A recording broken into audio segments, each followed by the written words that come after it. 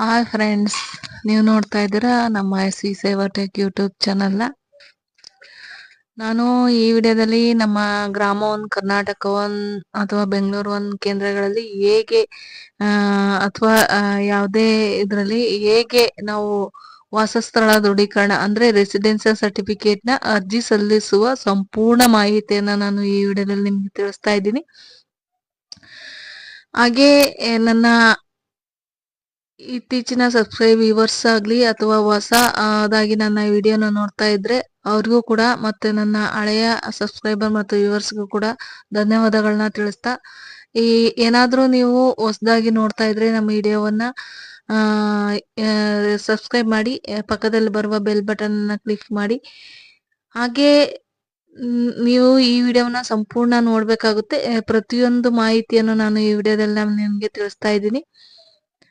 ಹಾಗೆ ನೀವೇನಾದ್ರೂ ನಮ್ಮ ಚಾನಲ್ನ ಸಬ್ಸ್ಕ್ರೈಬ್ ಮಾಡಿಲ್ಲ ಅಂದ್ರೆ ಈಗಲೇ ಸಬ್ಸ್ಕ್ರೈಬ್ ಮಾಡಿ. ಏನೇನು ಡಾಕ್ಯುಮೆಂಟ್ ಬೇಕು, ಯಾವ್ಯಾವುದನ್ನ ನಾವು ಸ್ಕ್ಯಾನ್ ಮಾಡಿ ಇಟ್ಕೋಬೇಕು, ಎಷ್ಟು KB ಅಲ್ಲಿ ಇಟ್ಕೋಬೇಕು ಅನ್ನೋ ಸಂಪೂರ್ಣ ಮಾಹಿತಿಯನ್ನ ನಾನು ಈ ವಿಡಿಯೋದಲ್ಲಿ ನಾನು ನಿಮ್ಗೆ ತಿಳಿಸ್ತಾ ಇದ್ದೀನಿ. ಬನ್ನಿ ಇವಾಗ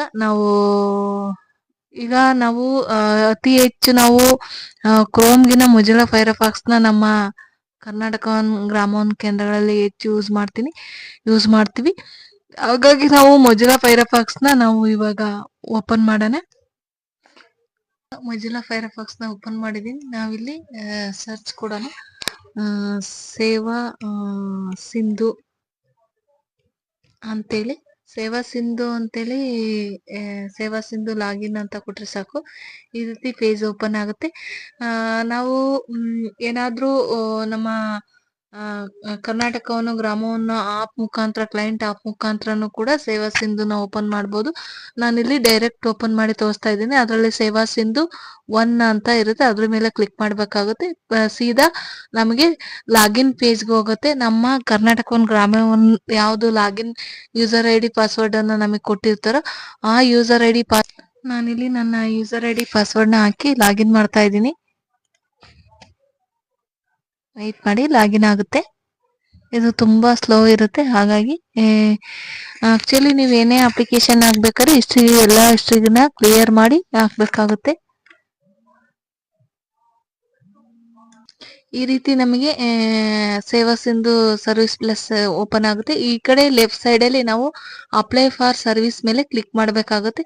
ಅದರಲ್ಲಿ ವೀವ್ ಆಲ್ ಅವೈಲಬಲ್ ಸರ್ವಿಸಸ್ ಅದ್ರ ಮೇಲೆ ನಾವು ಕ್ಲಿಕ್ ಮಾಡಬೇಕಾಗುತ್ತೆ. ಅದ್ರ ಮೇಲೆ ಕ್ಲಿಕ್ ಮಾಡಿದಾಗ ಈ ರೀತಿ ನಮಗೆ ಒಂದು ಪೇಜ್ ಓಪನ್ ಆಗುತ್ತೆ. ಇಲ್ಲಿ ನಮಗೆ ಸರ್ಚ್ ಬಾರ್ ಅಲ್ಲಿ ನಾವು ರೆವಿನ್ಯೂ ಡಿಪಾರ್ಟ್ಮೆಂಟ್, ನಮ್ದು ಯಾವುದೇ ಒಂದು ಕಂದಾಯ ಇಲಾಖೆದು ರೆವಿನ್ಯೂ ಡಿಪಾರ್ಟ್ಮೆಂಟ್ ಅಲ್ಲಿ ಓಪನ್ ಆಗುತ್ತೆ. ನಾವು ರೆವಿನ್ಯೂ ಅಂತ ಕೊಟ್ರೆ ಸಾಕು, ಈ ರೀತಿ ಎಲ್ಲ ಕೂಡ ಅಪ್ಲಿಕೇಶನ್ಸ್ ಓಪನ್ ಆಗುತ್ತೆ. ನನಗಿಲ್ಲಿ ಫಸ್ಟ್ ಪೇಜ್ ಅಲ್ಲೇ ಇದೆ, ನೀವು ಓಪನ್ ಮಾಡಿ ನೋಡಿ. Application for applying revenue services ಅದ್ರ ಮೇಲೆ ನಾವು ಕ್ಲಿಕ್ ಮಾಡಬೇಕಾಗುತ್ತೆ. ಕ್ಲಿಕ್ ಮಾಡಿದಾಗ ಕಂದಾಯ ಇಲಾಖೆ ಈ ರೀತಿ ಒಂದು ಕಂದಾಯ ಇಲಾಖೆದೊಂದು ವೆಬ್ಸೈಟ್ ಓಪನ್ ಆಗುತ್ತೆ. ಅದಾದ್ಮೇಲೆ ಇಲ್ಲಿ click here the revenue services ಅದ್ರ ಮೇಲೆ ನಾವು ಕ್ಲಿಕ್ ಮಾಡಬೇಕಾಗುತ್ತೆ. ಅದ್ರ ಮೇಲೆ ಕ್ಲಿಕ್ ಮಾಡಿದಾಗ ನಮ್ಗೆ ಏನು ನಾವು ನಾಡ ಕಚೇರಿಯಲ್ಲಿ ಭೂಮಿ ಆನ್ಲೈನ್ ನಲ್ಲಿ ಓಪನ್ ಮಾಡ್ತೀವಿ ಆ ರೀತಿ ಓಪನ್ ಆಗುತ್ತೆ. ಈ ರೀತಿ ಹೊಸ ಪೇಜ್ ನಮಗೆ ಓಪನ್ ಆಗುತ್ತೆ. ಈ ರೀತಿ ಹೊಸ ಪೇಜ್ ಓಪನ್ ಆದ್ಮೇಲೆ ಇಲ್ಲಿ ಮುಖಪುಟ, ಹೊಸ ವಿನಂತಿ, ಬಾಕಿ ಉಳಿದಿರುವ ವ್ಯವಹಾರಗಳು, ಮುದ್ರಿಸು ಮತ್ತೆ ಅರ್ಜಿಯ ಸ್ಥಿತಿ, ಈ ರೀತಿ ಒಂದು ಹೋಮ್ ಪೇಜ್ ಇರುತ್ತೆ. ಇದ್ರ ಮೇಲೆ ನಾವು ಇಲ್ಲಿ ಹೊಸ ವಿನಂತಿ ಮೇಲೆ ಕ್ಲಿಕ್ ಮಾಡಿದಾಗ ಇಲ್ಲಿ ನೋಡಿ ಕೃಷಿ ಸೇವೆಗಳು, ಜಾತಿ ಪ್ರಮಾಣ ಪತ್ರ, ಸಾಮಾನ್ಯ HK ಪ್ರದೇಶ, ಆದಾಯ ಪ್ರಮಾಣ ಪತ್ರ, ಇಲ್ಲಿದೆ ನೋಡಿ ವಾಸಸ್ಥಳ ಪ್ರಮಾಣ ಪತ್ರ. ನಾನ್ ನಿಮ್ಗೆ ವಾಸಸ್ಥಳ ಪ್ರಮಾಣ ಪತ್ರಕ್ಕೆ ಹೇಗೆ ಅರ್ಜಿ ಸಲ್ಲಿಸೋದನ್ನ ನಾನು ಈ ವಿಡಿಯೋದಲ್ಲಿ ನಾನು ನಿಮ್ಗೆ ತಿಳಿಸ್ತಾ ಇದ್ದೀನಿ. ಇಲ್ಲಿ ನಾವು ವಾಸಸ್ಥಳ ಪ್ರಮಾಣ ಪತ್ರ ಅದ್ರ ಮೇಲೆ ನಾವು ಕ್ಲಿಕ್ ಮಾಡಿದ್ದು ನಿವಾಸ ಬೇರೆ, ವಾಸ ಬೇರೆ. ನಿವಾಸ ಅಂದ್ರೆ 1 ಇಯರ್ ಮಾತ್ರ ಇರುತ್ತೆ. ಇದು ವಾಸಸ್ಥಳ ಪ್ರಮಾಣ ಪತ್ರ ಆದ್ರೆ ಅದು ತುಂಬಾ ವರ್ಷಗಳ ಕಾಲ ಇರುತ್ತೆ. ಹಾಗಾಗಿ ನಾವು ಹೆಚ್ಚು ವಾಸಸ್ಥಳ ಪ್ರಮಾಣ ಪತ್ರವನ್ನೇ ಅರ್ಜಿ ಸಲ್ಲಿಸಬೇಕಾಗುತ್ತೆ. ಇದ್ರ ಮೇಲೆ ಕ್ಲಿಕ್ ಮಾಡ್ಬೇಕಾಗುತ್ತೆ. ಇದ್ರ ಮೇಲೆ ಕ್ಲಿಕ್ ಮಾಡಿದಾಗ ಈ ರೀತಿ ಒಂದು ವೆಬ್ ಓಪನ್ ಆಗುತ್ತೆ. ಈ ರೀತಿ ಓಪನ್ ಆದಾಗ ಇದು ನಮಗೆ ನಮಗೆ ಒಂದು ವಾಸಸ್ಥಳ ದೃಢೀಕರಣ ಪತ್ರ ಆಗ್ಲಿ ಅಥವಾ ಜಾತಿ ಆದಾಯ ಪ್ರಮಾಣ ಪತ್ರ ನಮಗೆ ಕನ್ನಡ ಲ್ಯಾಂಗ್ವೇಜ್ ಅಲ್ಲೇ ಬರ್ಬೇಕು ಅಂದ್ರೆ ನಾವಿಲ್ಲಿ ಕನ್ನಡ ಆಪ್ಷನ್ ಮೇಲೆ ಡಬಲ್ ಸತಿ ಕ್ಲಿಕ್ ಮಾಡ್ಬೇಕಾಗುತ್ತೆ. ಆಗ ಇದೆಲ್ಲ ಕೂಡ ಕನ್ನಡದಲ್ಲಿ ಕನ್ವರ್ಟ್ ಆಗುತ್ತೆ. ಆಗ ನಾವಿಲ್ಲಿ ಪ್ರೊಸೀಡ್ ಮೇಲೆ ಕ್ಲಿಕ್ ಮಾಡ್ಬೇಕಾಗುತ್ತೆ. ಪ್ರೊಸೀಡ್ ಮೇಲೆ ಕ್ಲಿಕ್ ಮಾಡಿದಾಗ ಈ ರೀತಿ ವಾಸಸ್ಥಳ ಪ್ರಮಾಣ ಪತ್ರ ಇಲ್ಲಿ ನೀವು ಪಡಿತರ ಚೀಟಿ ಹೊಂದಿದ್ದೀರಾ ಅನ್ನೋದೊಂದು ಆಪ್ಷನ್ ಓಪನ್ ಆಗುತ್ತೆ. ಅಲ್ಲಿ ನೀವು ರೇಷನ್ ಕಾರ್ಡ್ ಮೇಲೆ ಹಾಕಿದ್ರೆ ಅಷ್ಟೊಂದು ಒಂದೊಂದ್ಸತಿ ಆಗುತ್ತೆ, ಒಂದ್ಸತಿ ಆಗೋದಿಲ್ಲ. ನೀವು ಯಾವಾಗ್ಲೂ ಇಲ್ಲ ಅಂತ ಕ್ಲಿಕ್ ಮಾಡಿ ಆಧಾರ್ ದೃಢೀಕರಣ ಮಾಡೋದ್ರಿಂದ ಆಧಾರ್ ದೃಢೀಕರಣ ಸೇವೆಗೆ ಮುಂದುವರಿಯಿರಿ ಆಯ್ಕೆಯನ್ನು ಕ್ಲಿಕ್ ಮಾಡಿ ಆಧಾರ್ ವಿವರಗಳನ್ನು ಸಿದ್ಧಪಡಿಸಿ ಈ ರೀತಿ ಮುಂದುವರಿಸು ಅಂತ ಕ್ಲಿಕ್ ಮಾಡ್ಬೇಕಾಗತ್ತೆ.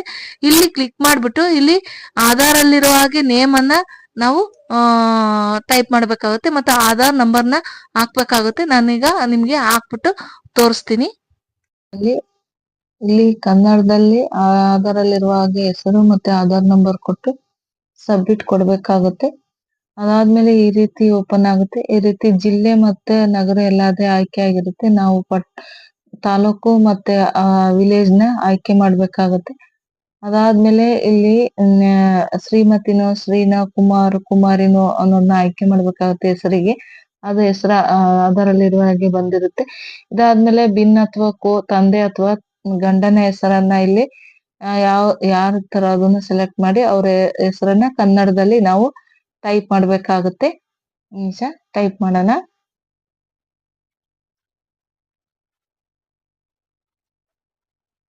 ಟೈಪ್ ಆದ್ಮೇಲೆ ಕಂಪಲ್ಸರಿ ಅರ್ಜಿದಾರರ ತಾಯಿ ಹೆಸರು, ಅವ್ರು ಯಾರೇ ಆಗ್ಲಿ ಅರ್ಜಿದಾರರು ಅವರ ತಾಯಿ ಹೆಸರನ್ನ ನಾವಿಲ್ಲಿ ಹಾಕ್ಬೇಕಾಗುತ್ತೆ.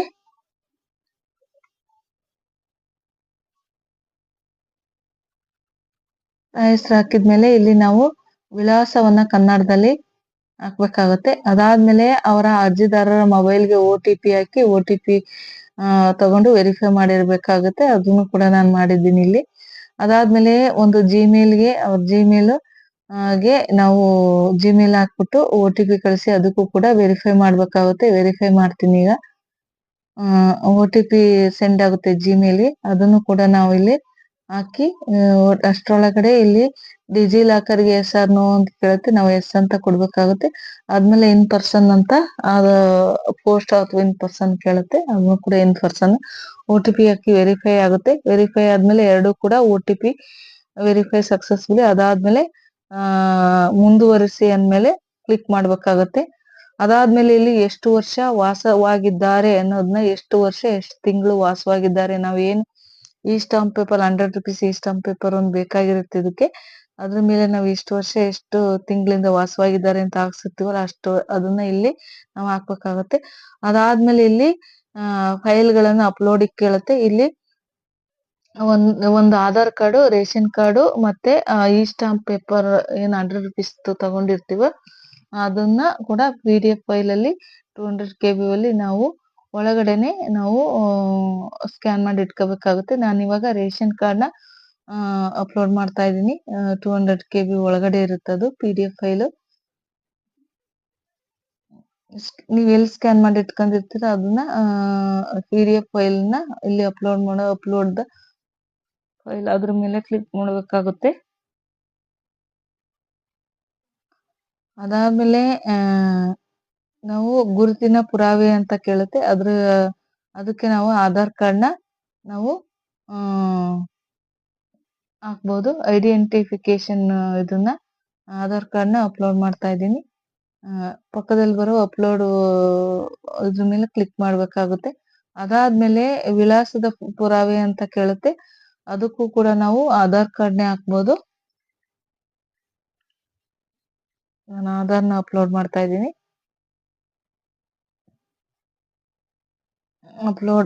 ಫೈಲ್ ಅಪ್ಲೋಡೆಡ್ ಅಂತ ಅಲ್ಲಿ ನಮಗೆ ತೋರಿಸ್ಬೇಕು. ಅದೇನಾರ KB ಜಾಸ್ತಿ ಇದ್ರೆ ಅದು ತಗೊಳ್ಳೋದಿಲ್ಲ. ಅದಾದ್ಮೇಲೆ ನಾನು ಹೇಳಿದ ಹಾಗೆ ಈ ಸ್ಟಾಂಪ್ ಪೇಪರ್ 100 ರೂಪಾಯಿ ಸ್ಟಾಂಪ್ ಪೇಪರ್ ಮೇಲೆ ನಾವು ಏನು ಟೈಪ್ ಮಾಡ್ಸಿರ್ತೀವಿ ಇಷ್ಟು ವರ್ಷದಿಂದ ಇವರು ವಾಸವಾಗಿದ್ದಾರೆ ಈ ಅಡ್ರೆಸ್ ಅಲ್ಲಿ ಅಂತ, ಅದನ್ನು ಕೂಡ ನಾನಿಲ್ಲಿ ಸ್ಕ್ಯಾನ್ ಮಾಡಿ ಇಟ್ಕೊಂಡು ಅಪ್ಲೋಡ್ ಮಾಡ್ತಾ ಇದ್ದೀನಿ. ಅದಾದ್ಮೇಲೆ ಸಲ್ಲಿಸು ಮೇಲೆ ಕ್ಲಿಕ್ ಮಾಡ್ಬೇಕಾಗುತ್ತೆ ನಾವು.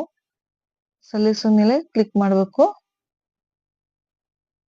ಅದಾದ್ಮೇಲೆ ನಮ್ಗೆ ಈ ರೀತಿ ಆರ್.ಡಿ ನಂಬರ್ ಇದನ್ನ ನಾವು ಕಾಪಿ ಮಾಡಿ ಇಟ್ಕೋಬೇಕಾಗುತ್ತೆ, ಅಥವಾ ಒಂದು ಫೋಟೋ ಹೊಡೆದು ಇಟ್ಕೊಂಡ್ರು ಆಗುತ್ತೆ. ನಾನು ಕಾಪಿ ಮಾಡಿ ಇಟ್ಕೊಂಡು ಈ ರೀತಿ ಒಂದು ನಾವ್ ಏನು ಹಾಕಿರ್ತೀವಿ ಅದೆಲ್ಲ ಕೂಡ ಇಲ್ಲಿ ನಮ್ಗೆ ಅಡ್ರೆಸ್ ಆಗ್ಲಿ, ತಾಯಿ ಗಂಡನ ಹೆಸರು ಅಥವಾ ತಂದೆ ಹೆಸರು ತೋರಿಸ್ತಾ ಇರುತ್ತೆ. ನಾವು ಇಲ್ಲಿ ಈ ಸೈನ್ ಇನ್ಗೆ ಮುಂದುವರಿಸಬೇಕಾಗುತ್ತೆ. ಈ ಸೈನ್ ಇನ್ ಮುಂದುವರಿಸಿ ಅಂತ ಬರುತ್ತೆ, ಅದ್ರ ಮೇಲೆ ನಾವು ಕ್ಲಿಕ್ ಮಾಡ್ಬೇಕಾಗುತ್ತೆ.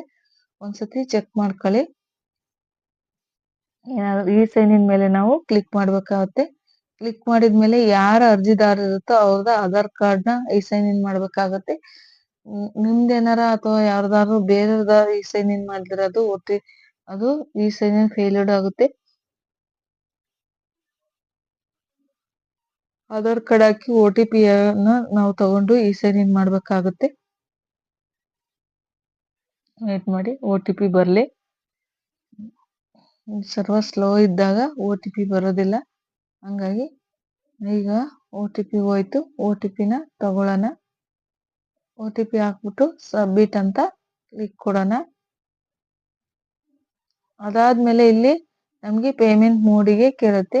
ಪಾವತಿ ವಿಧಾನಕ್ಕೆ ಮುಂದುವರಿಸಿ ಅಂತ ಅದ್ರ ಮೇಲೆ ಕ್ಲಿಕ್ ಮಾಡ್ಬೇಕಾಗುತ್ತೆ. ಇದು ನಾವು ಕರ್ನಾಟಕ ಗ್ರಾಮ ಕೇಂದ್ರಗಳಲ್ಲಿ ನಾನು ಈ ಅರ್ಜಿಯನ್ನ ಸಲ್ಲಿಸ್ತಾ ಇರೋದ್ರಿಂದ ನಮಗೆ ಕರ್ನಾಟಕ ಅಥವಾ ಗ್ರಾಮ ಲಾಗಿನ್ ಗೆ ಪೇಜಿಗೆ ನಮ್ಮನ್ನ ಕರ್ಕೊಂಡು ಹೋಗುತ್ತೆ. ಲಾಗಿನ್ ಪೇಜ್ಗೆ ಹೋಗ್ಬೇಕಾಗುತ್ತೆ ನಾವು.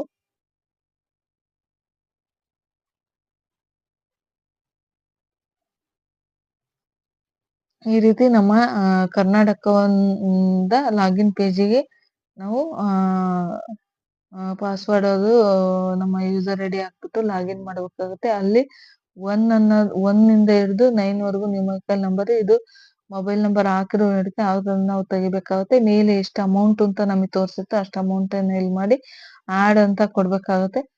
ಓಕೆ ಕೊಡಿ. ಅದಾದ್ಮೇಲೆ ಕೆಳಗಡೆ ಸಬ್ಮಿಟ್ ಅಂತ ಕೊಡಿ. ಅದಾದ್ಮೇಲೆ ಈ ರೀತಿ ಪೇಜ್ ಓಪನ್ ಆಗುತ್ತೆ. ಮುಂದುವರಿಸಿ ಅಂತ ಸಕ್ಸಸ್ಫುಲಿ ಪೇಮೆಂಟ್ ಅಂತ ಡೌನ್ಲೋಡ್ ಕ್ಲಿಕ್ ಮಾಡ್ಬೇಕಾಗುತ್ತೆ. ಆದ್ಮೇಲೆ ಇಲ್ಲಿ ಡೌನ್ಲೋಡ್ ಅಂತ ಬರುತ್ತೆ. ಈ ರೀತಿ ಅರ್ಜಿ ಸಕಾಲದ ಅರ್ಜಿ ಈ ರೀತಿ ಓಪನ್ ಆಗುತ್ತೆ. ಇದನ್ನ ನಾವು ಪ್ರಿಂಟ್ ಔಟ್ ತಗೋಬೇಕಾಗುತ್ತೆ. ಇದರಲ್ಲಿ ಎಲ್ಲದು ಕೂಡ ಇರುತ್ತೆ. ಅದೇ ಆರ್.ಡಿ ನಂಬರ್ ಕ್ರಿಯೇಟ್ ಆಗಿರುತ್ತೆ. ಈ ರೀತಿ